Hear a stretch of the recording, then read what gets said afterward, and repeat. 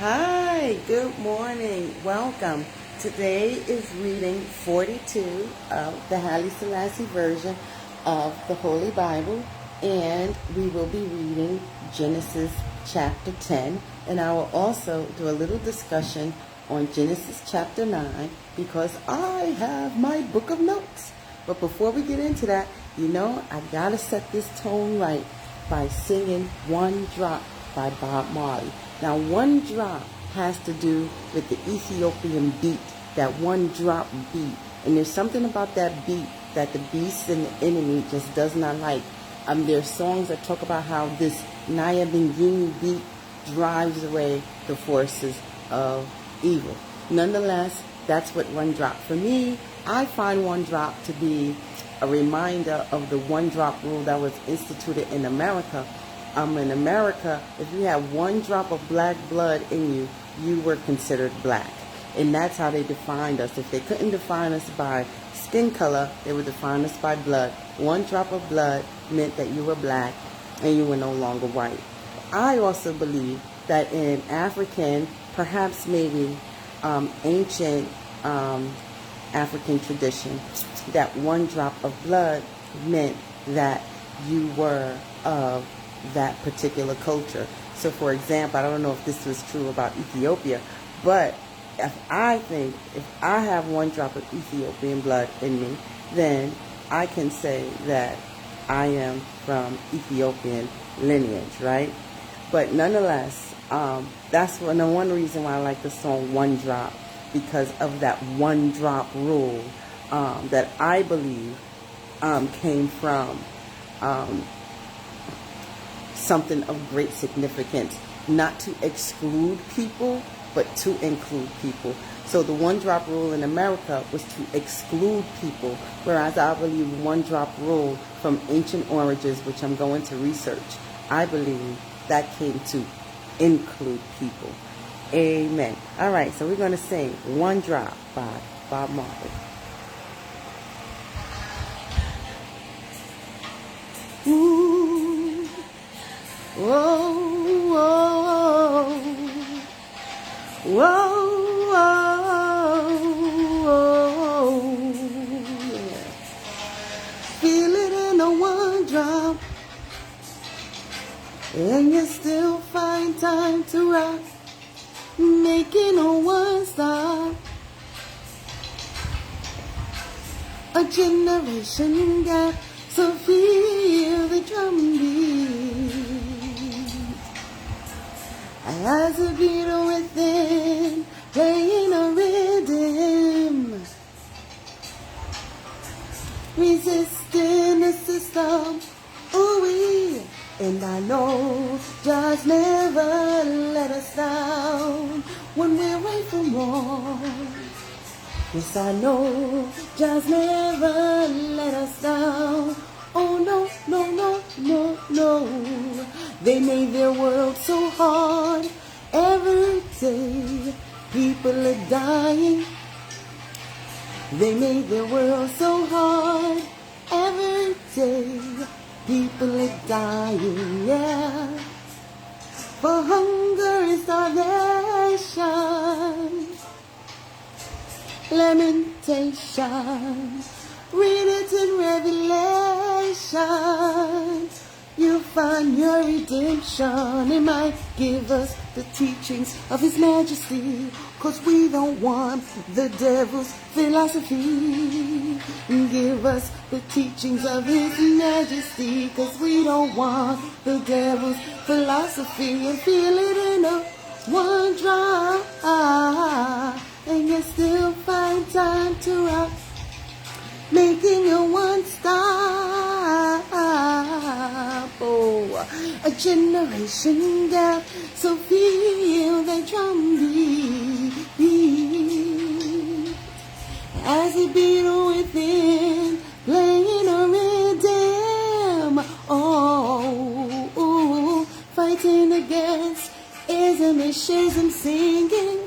I know just never let us down when we're right from wrong. 'Cause I know just never let us down. Oh no, no, no, no, no. They made their world so hard every day, every day.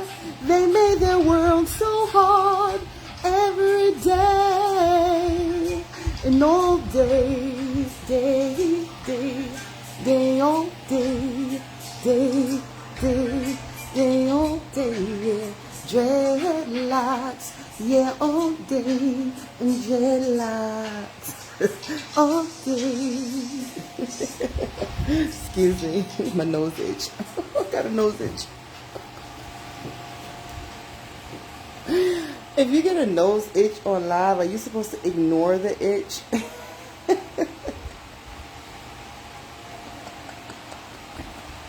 Are there just some itches that you just can't ignore? So, let me tell you.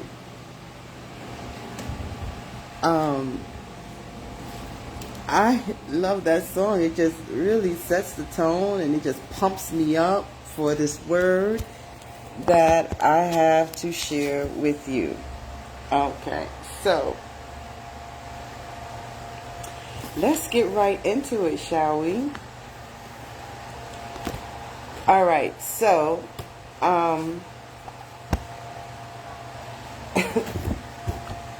the Haile Selassie version of the Holy Bible.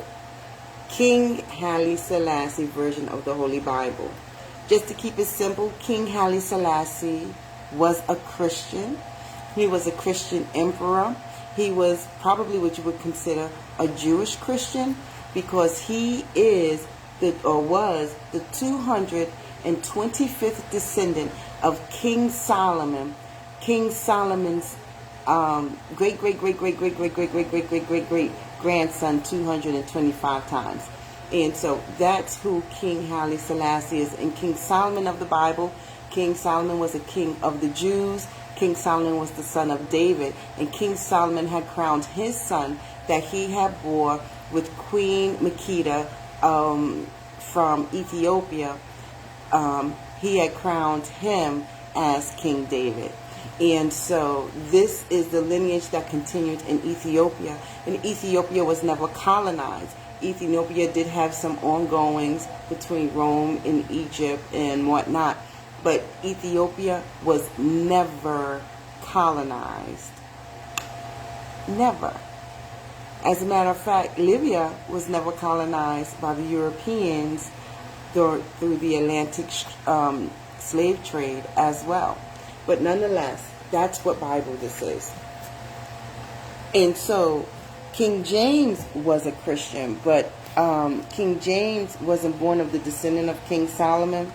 And King James was a different kind of a Christian, I believe. I believe he was a Christian of the Protestant faith, which he had introduced through the Crusades. I got to do a little bit more research on King James, and I'm going to come back with that. But for now, we are reading from the King Haile Selassie version of the Holy Bible, a Christian, a Judeo-Christian king, emperor of Ethiopia, who was born, I don't know when he was born, but he died in 1974. All right. Now,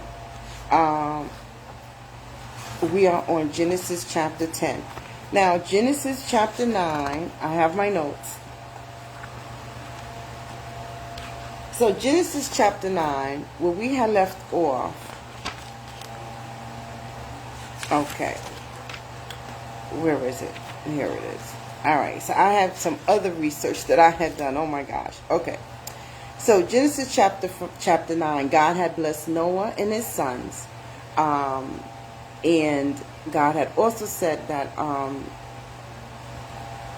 before we eat of any meat, that blood must be drained. God also said a life for a life, that all life belongs to God, and man will not kill man, for he is in the image of God. Genesis 9 also talked about how God established his covenant with Noah and Noah's sons and their seed after them, and every living thing that was with them on the boat.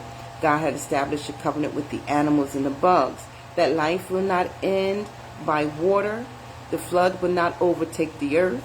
And God sent the rainbow as a reminder of this covenant. So I know in nowadays we see the rainbow as LBGTQ, but the rainbow originally, is a reminder of the covenant that God established with Noah and his sons and their seed after them, and every living thing, the animals and the bugs that was on the boat with them and their offspring. Okay. Then it goes into talking about the children of Ham, and made it well known in chapter 9, verse 18, that Ham is known as the father of Canaan. Japheth, Shem, and Ham, those are the three sons of Noah that populated the earth. So Noah had a drunken night, and Ham had saw Noah naked. And instead of Ham covering him up appropriately, he went and he told his brother. So Noah was displeasing of this as his brothers backed their way into their father to cover him up without seeing him naked. They had honored Noah. Noah cursed Ham's children when he was sober for Ham's actions. So Ham's heart had mocked Noah in his drunkenness. And it caused Canaan, and Noah cursed Canaan to be Shem's servant and Japheth's servant. But God didn't curse Ham. That's what I noticed. And I'm wondering, did Noah have the divine power to curse Canaan? Or was it mere paternal human power? Ham still had God's blessings and covenant over him. I believe that divine overpowers paternal. And Noah lived 950 years, 350 of which he lived after the flood. So going back to this chapter 9, Noah was drunk and had gotten naked. So how was this Ham's fault? Noah's had a responsibility when he became a husbandman. Husbandman means man of the soil. So when Noah became a husbandman, he had planted a vineyard. And it sounds like it's the first vineyard mentioned in the Bible. And he became drunk. And when he became drunk, he was in his tent and took his clothes off. And I know somewhere later in the Bible, it talks about thou shalt not drink too much. So when we read about this, is Noah the first person to get drunk in the Bible, or the first person mentioned? I know that before Noah, the world was wicked. I don't know if I have to reread to see if it talked about alcohol and drugs being involved. But nonetheless, Noah planted a vineyard, and Noah had gotten drunk, and out of his drunkenness, he had gotten naked. Ham saw his father naked and went and mocked him and told his brothers. There are some Western philosophers who believe that a sexual act was performed on Noah from Ham. However, I don't agree with that. That's because a lot of psychosexual urges and practices are consistent with a lot of Western deities from Rome and their customs. So I don't think the same psychosexual stuff that happened with the Roman deities, I don't believe that's what happened here with Ham. It doesn't say that Ham knew his father. It just says that he saw his father naked. And so knowing someone and seeing someone are two totally different things. All right. So back to with the curse from Noah, how Noah cursed Ham. Well, let's remember, Noah is a man. Noah is a son of God, right? And did Noah have the power, the divine power, to establish a curse over Ham's descendants for all perpetual generations? Because God had established a covenant with Noah that their seed will flourish and grow and multiply and be fruitful, and they will be blessed with the gift of life that will not end or be smited by floods overtaking the world by God. And God had said that for hearts, for man's sake, because the imagination of man's heart is evil from youth. And so God looked past the imagination of our hearts that become evil, past youth, and had made the decision not to smite us anymore with waters from the floods, in honor of Noah, who had listened to God's command, who had remembered God, who had offered burnt offerings unto God. And yet Noah is the same man that had went and planted a vineyard as a husbandman and got drunk and was naked in his tent, and cursed Ham because of Ham's reaction, which may have been inappropriate to his father. It makes me wonder, is this a tradition of humans to blame someone else for our own misgivings? If Noah wasn't drunk, he would not have gotten naked, and Ham wouldn't have had no one to mock. Now, that's not saying that Ham is not responsible for his behavior. Ham saw his father naked and mocked him because he went and told his brothers about it, and his brothers came and they covered him up, and Ham and Noah knew about it when he was awakened. So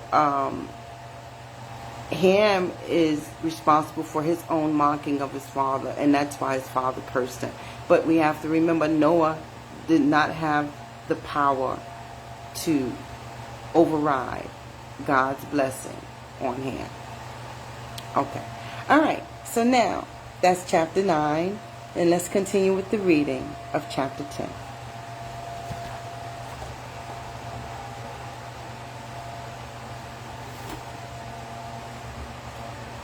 Now these are the generations of the sons of Noah, Shem, Ham, and Japheth.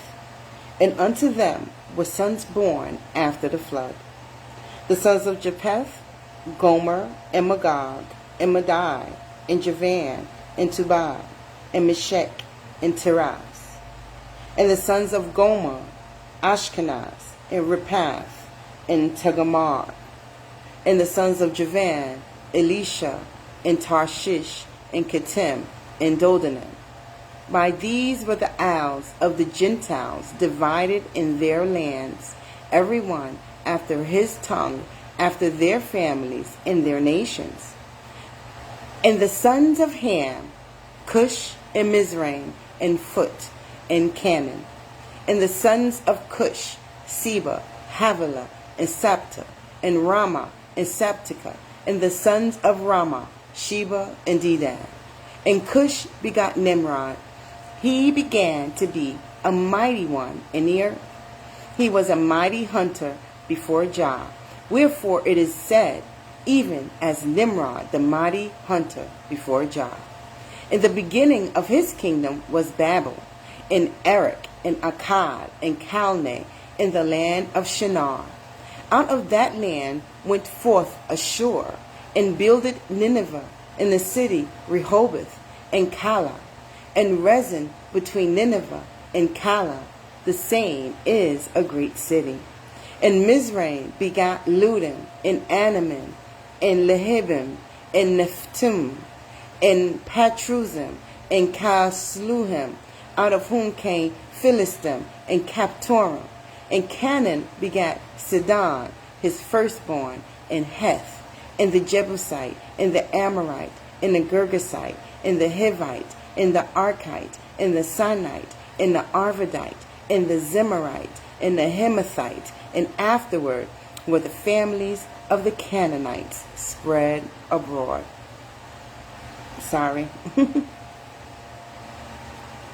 And the border of the Canaanites was from Sidon, as thou comest to Gerar, unto Gaza, as thou goest unto Sodom, and Gomorrah, and Admah, and Zeboim, even unto Lasha. These are the sons of Ham, after their families, after their tongues, in their countries, and in their nations. Unto Shem also, the father of all the children of Eber, the brother of Japheth, the elder, even to him were children born. The children of Shem, Elam, and Ashur. The children of Shem, Elam, and Ashur, and Arphaxad, and Lud, and Aram. And the children of Aram, Uz, and Hul, and Gether, and Mash. And Arphaxad begot Salah, and Salah begot Eber, And unto Eber were born 2 sons. The name of one was Peleg, for in his days was the earth divided. And his brother's name was Joktan. And Joktan begot Almadad, and Sheleph, and Hazarmaveth, and Jerah, and Hadaram, and Uzal, and Diklah, and Obal, and Abimael, and Sheba, and Aphir, and Havilah, and Jobal. All these were the sons of Joktan. And their dwelling was from Mesha, as thou goest unto Sephar, a mount of the east. These are the sons of Shem, after their families, after their tongues, and their lands, after their nations. These are the families of the sons of Noah, after their generations, and their nations, and by these were the nations divided in the earth after the flood. I find that interesting that this verse, this chapter, details the beginning of human migration from creation when Noah's Ark landed in the mountains of Ararat, which are in Turkey. So if we had a map, we will see that that's where they landed, on the mountain of Ararat, and then from there they begin to spread out. And so when we come back tomorrow, I'll tell more about chapter 10, looking at the sons of Japheth. The Isles of the Gentiles, when you read about it, they call it the Isles of Nations. The Isles of the Gentiles is called the Isles of Nations, and the Isles of the Gentiles territories are the coastlands of the Western Mediterranean, which include Spain, France, Malta, Italy, the Tyrrhenian Sea, and the Strait of Sicily. They're considered the maritime peoples, the coastal peoples.